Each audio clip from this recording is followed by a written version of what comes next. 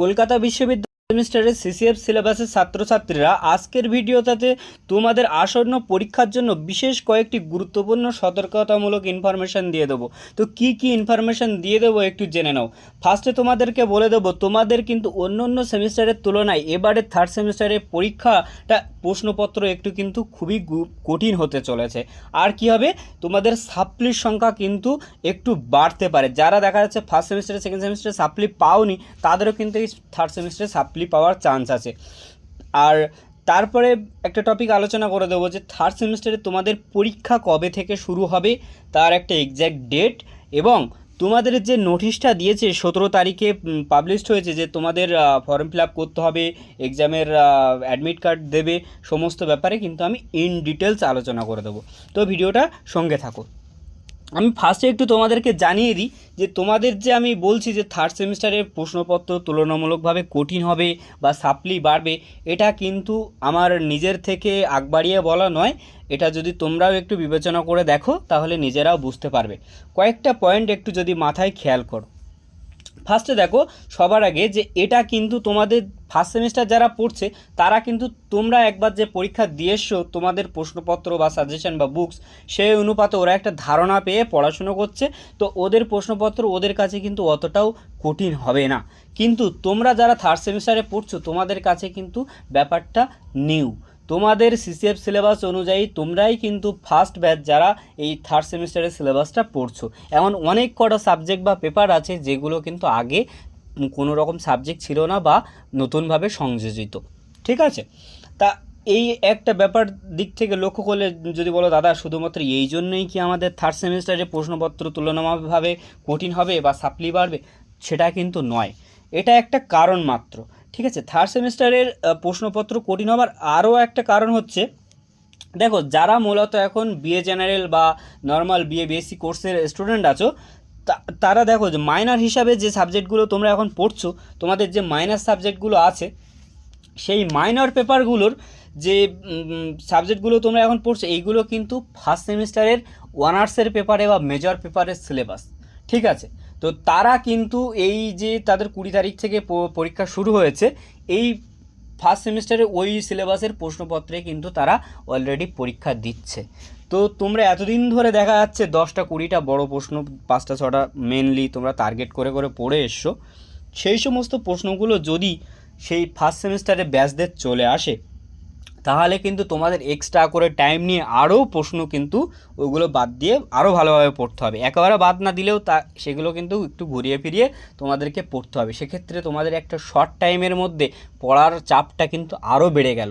আর তোমাদের সাবজেক্টও কিন্তু কম নয়, 6 থেকে 7খানা সাবজেক্ট। সেক্ষেত্রে কিন্তু এটা একটু যদি তোমরা অ্যানালাইসিসটা বোঝো তাহলে কিন্তু তোমরা বুঝতে পারবে যে আমি কোন কথাটা বলতে চাইছি।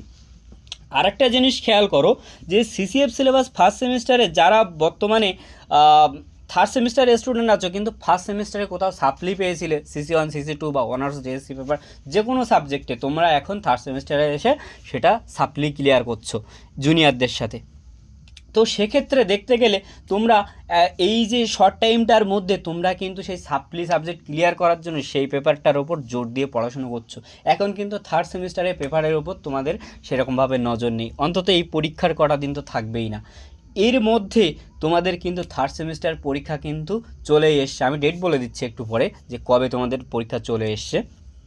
তো দেখতে গেলে এই শর্ট টাইমটার মধ্যে তোমার যখন থার্ড সেমিস্টার পেপার নিয়ে ভাবার কথা ছিল, সেখানে তুমি ফার্স্ট সেমিস্টারে সাপ্লি ক্লিয়ার করার জন্য ফার্স্ট সেমিস্টারের পেপার নিয়ে পড়ে আছো। তাহলে তুলনামূলকভাবে তোমার থার্ড সেমিস্টারের ওপরে কিন্তু প্রেশারটা কম পড়ছে। তাহলে বুঝতে পারছো যে আমি কোন কোন বিষয়গুলো মাথায় রেখে তোমাদের সাপ্লি বাড়বে বা প্রশ্নপত্র কঠিন হবে এই ব্যাপারগুলো বললাম।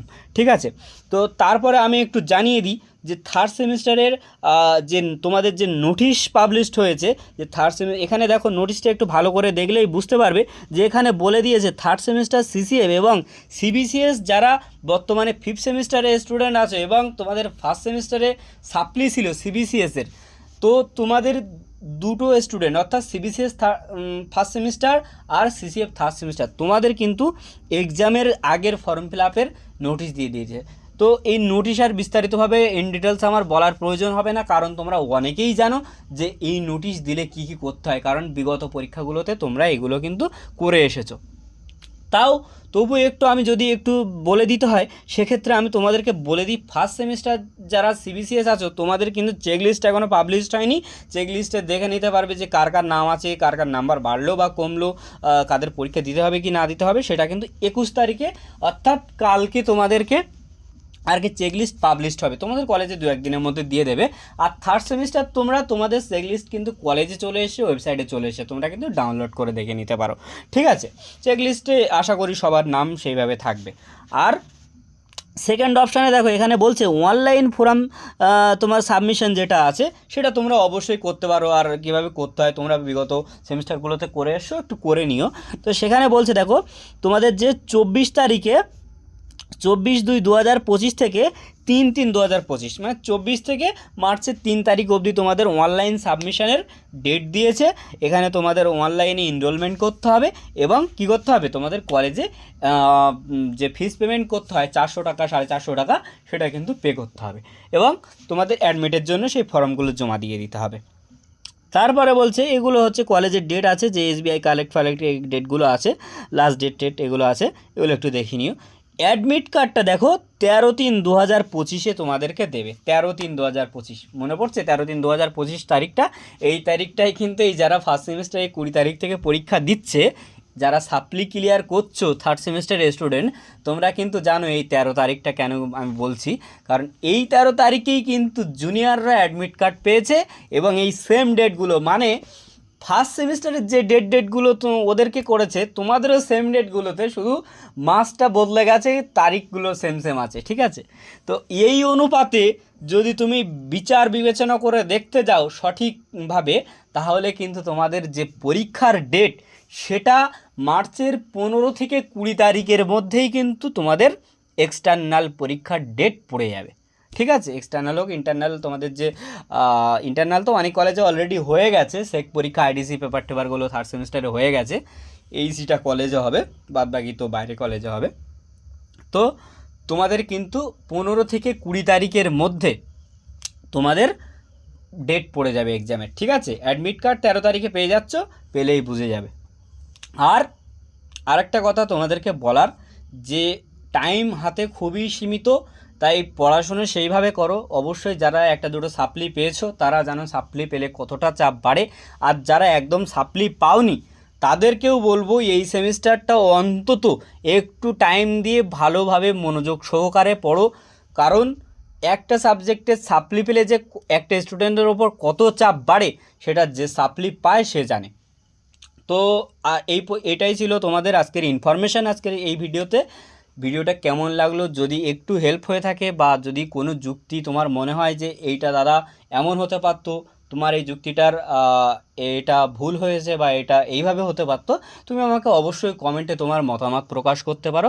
আমি অবশ্যই তোমাদের সবার মতামত পড়ি এবং তোমাদের মতামত আমাকে আরও এগিয়ে যেতে সহায়তা করবে, ঠিক আছে। আর যদি third semester, first semester, fifth semester যে কোনো সেমিস্টারে কোনো সাবজেক্টের নোটস সাজেশান প্রয়োজন হয়, অবশ্যই তোমরা আমাদের চ্যানেলটা ভিজিট করতে পারো, বা তোমাদের যদি নোটসের পিডিএফ প্রয়োজন হয় আমাকে অবশ্যই তোমরা কমেন্ট বক্সে কমেন্ট করো, আমি আমার কন্ট্যাক্ট নাম্বার দিয়ে দেবো, সেখান থেকে আমার সাথে কন্ট্যাক্ট করে তোমাদের সিলেবাস, সাজেশান বা এভরিথিংস তোমরা আমার থেকে কালেক্ট করতে পারো। তো চলো টাটা, আবার একটা নতুন ভিডিওতে তোমাদের সাথে দেখা হবে।